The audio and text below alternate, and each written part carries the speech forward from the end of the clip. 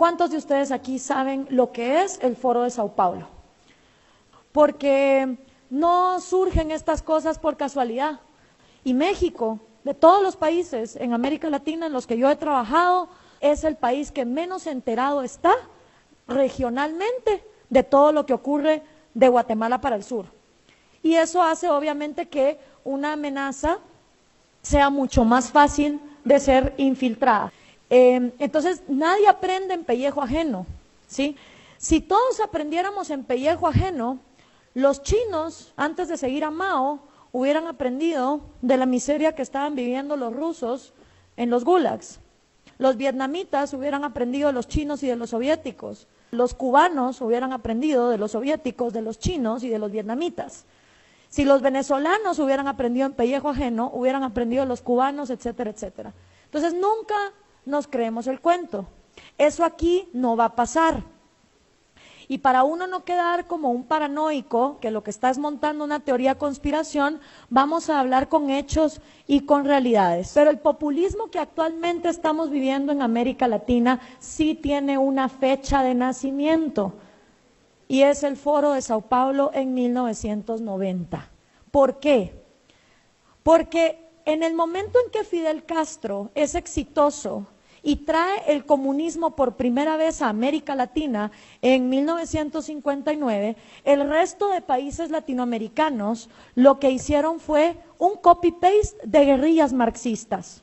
Guerrillas en Guatemala, en El Salvador, en Nicaragua, el APRA en Perú, en Uruguay, donde participó Mujica, guerrillas en Argentina y, por supuesto, la guerrilla más multimillonaria de todas, las FARC en Colombia. Todas estas guerrillas marxistas no se dieron por casualidad, venían financiadas por la Unión Soviética con el entrenamiento cubano. Pero pasa algo en 1990, resulta que se cae el muro de Berlín y la Unión Soviética se desploma y ya no hay mama soviet que pague dinero para las Kalashnikov, para los bombazos, para los secuestros, para todo lo que requiere un armamento guerrillero y enfrentarse contra el gobierno. Fidel Castro se empezó a dar cuenta que la Unión Soviética estaba colapsando desde 1987 y empieza entonces a ver cuál va a ser la estrategia para postergarse en el poder, porque Cuba es una isla que necesita recursos que vengan de afuera. Y si no iba a estar la Unión Soviética, ¿cómo iba a sobrevivir Castro en el poder? Entonces, busca a un joven marxista, sindicalista, apuesto, carismático, súper querido, de una de las naciones más millonarias de América Latina, Lula da Silva, en Brasil. Y le dice, oye Lula, aquí va a haber un problema, porque la Unión Soviética va a colapsar. ¿Cómo vamos a hacer para seguir llegando al poder? Y organizan en el año 1990 en Sao Paulo, Brasil, el primer Foro de Sao Paulo. Y en ese primer Foro de Sao Paulo asisten todos los partidos comunistas, todos los guerrilleros marxistas, todos los sindicalistas de izquierda de la región latinoamericana. ¿Qué significaba esto? Que si tú eras comunista, en lugar de agarrar un fusil e irte a la montaña, podías formar tu partido, presentarte a elecciones y que la gente te votara. Hay un pequeñito problema. ¿Cómo hacemos para que la gente vote por comunismo en pleno año 90, cuando acaba de desplomarse el muro de Berlín y estamos descubriendo que 100 millones de seres humanos han muerto víctimas del comunismo? Está un poquito jodido vender esa idea cuando tanta gente ha muerto. Entonces había que encontrar una manera de manipular la democracia para poder llegar al poder. Aquí la lucha no es violenta, no se trata de andar matando gente, ni de irse al monte en una guerrilla.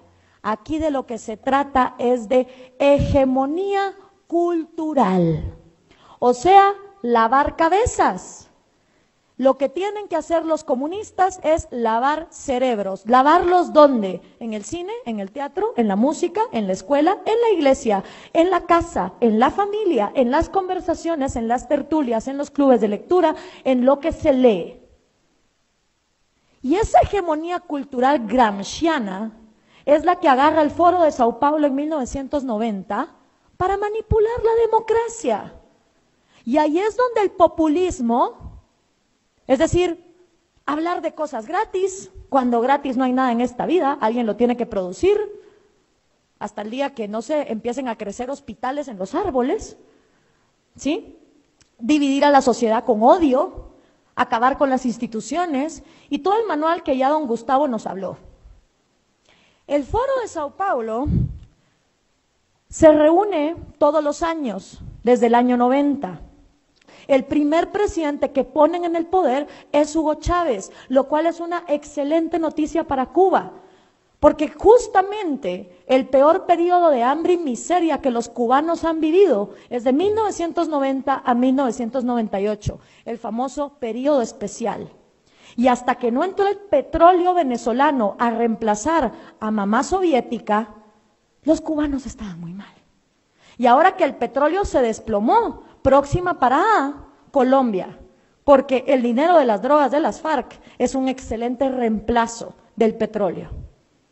Estos socialistas no piensan en décadas, piensan en siglos y están actuando por siglos. Entonces, si uno no comprende la magnitud regional de cómo está esta gente organizada, no la van a poder combatir. ¿Quiénes acudieron? De Cuba el Partido Comunista, de Colombia las FARC, de Nicaragua, obviamente, el Frente Sandinista, de Guatemala la URNG, de El Salvador el FMLN y de México, oh sorpresa, el PRD. Y ese es un gran reto para ustedes, porque a partir del año 2015, Morena también es miembro del Foro de Sao Paulo, pero el PRD es miembro del Foro de Sao Paulo desde que López Obrador estaba en el PRD. Yo en su lugar no sé qué haría, pues. No, se lo digo de verdad, porque si un partido hoy por hoy es miembro del Foro de Sao Paulo, lo que le está diciendo al mundo es: el socialismo del siglo XXI es la vía. La dictadura venezolana es lo que hay que emular. Vamos para allá. Un partido que hoy sea miembro de este foro está dándole aplausos y espaldarazos al genocidio que está ocurriendo en Venezuela.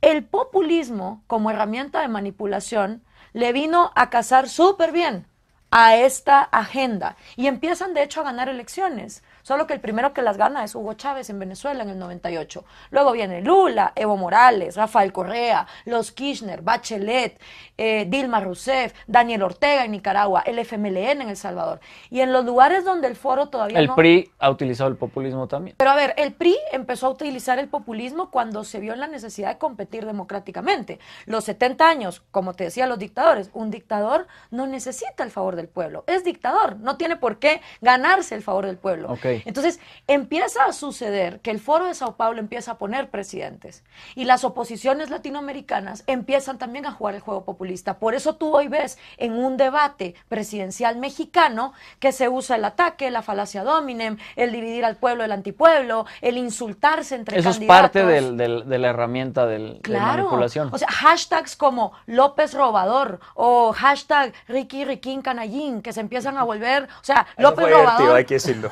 Es súper divertido y ver los ya está ahí memes. un remix. Por eso, entonces está lo de López robador, lo de Ricky Riquín Canallín, lo de Bronco haciendo o sea, ya la gente se va por ese circo, que eso es lo que fomenta el populismo. Pan y circo, diviértete mientras tu país está yendo a la fregada. Y el problema es que todos los mexicanos están apuntando a un proyecto que en lugar de abrir fronteras, lo que quiere es cerrarlas. Ha fracasado en Venezuela. O sea, los tres partidos. Por supuesto, a ver, yo no vi ningún partido que dijera, señores, hay que subir del puesto 88 al puesto 50. Ninguno. No vi ninguno que dijera, legalicemos las drogas y liberalicémoslas. No vi ninguno que dijera, aquí lo que hay que hacer, señores, es abrirnos al comercio. A todos los vi ofreciendo subsidios de dinero que no es suyo, por supuesto, de estas medidas que una y otra vez han probado fracaso. Porque es lo que la gente quiere escuchar. Ah, claro. Y es eso. A ver, ¿qué político? O sea, es darle pan y circo al pueblo. ¿Qué político va a ganar elecciones si tú le dices, a ver, señores, miren, yo no les voy a regalar nada Yo lo que voy a hacer es que haya seguridad y justicia, que haya igualdad ante la ley, para que cuando entre ustedes se maten o se roben, haya un juez que castiga al culpable y resarce a la víctima. Pero de lo demás se encargan ustedes. Va a haber libre competencia, arréglenselas. Nadie quiere oír eso. Si seamos honestos, en América Latina no nos gusta que nos digan que los responsables de nuestro trasero somos nosotros. Mira, yo lo que veo es un hartazgo social en México sin precedentes con el status quo. Y cuando la gente está harta de su status quo y no le mete cabeza al tema, va y vota con el hígado. Y a la persona que agarra de vengador no le pasa el mismo examen de ética ni de transparencia que sí ya le pasó al status quo. Entonces yo siento que aquí muchas personas, cuando uno viene y les dice, a ver, yo te voy a explicar lo que ha pasado en otros países, lo que ha funcionado y lo que no, te dicen, no, pero es que tú entonces me estás diciendo que entonces tengo que seguir con el status quo. No, el status quo te tiene en el puesto 88 en el índice de libertad económica.